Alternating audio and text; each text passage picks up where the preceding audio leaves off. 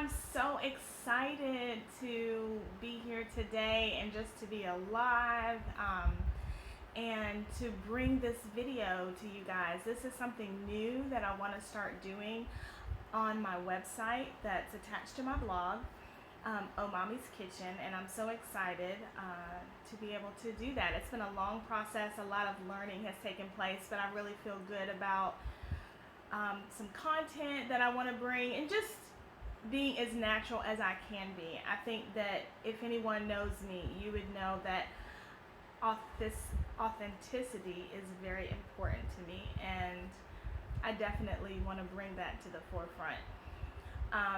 With the coronavirus and everything happening right now, I just wanted to offer some encouragement and some hope and some lighthearted topics that will just help us in the morning and help us in our day. So I want to title these videos that I'm going to bring Cups and Conversation. This is really where I'm envisioning just sitting down, having a cup of coffee with you, having some tea or some water, and just having those conversations and things to think about.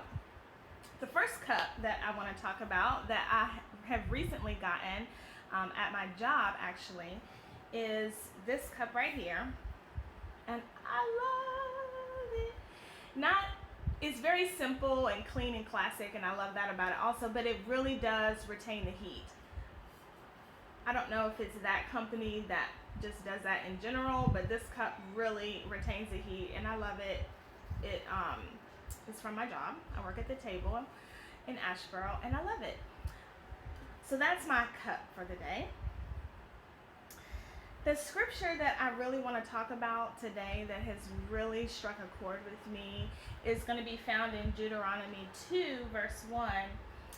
I'm talking about the Israelites. And what I want to do is I want to show you the one-year Bible. This is something that I try to read and look at every day. And it's already organized with the dates laid out for you. If you skip a day or you miss a couple days, don't get bogged down with that. Just go to the day that it is and read that day, okay?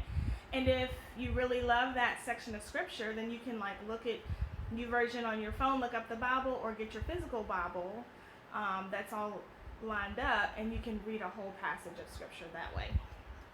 So in Deuteronomy 2, chapter 1, this is when the Israelites had just wandered around in the desert for so long.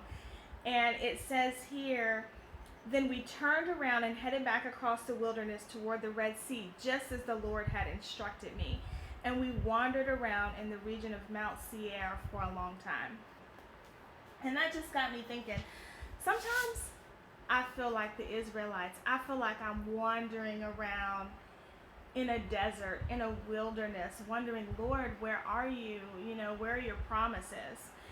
And during that time, just like it says here, they wandered around, but in verse 7, it says, during these 40 years, the Lord your God has been with you, and you have lacked nothing.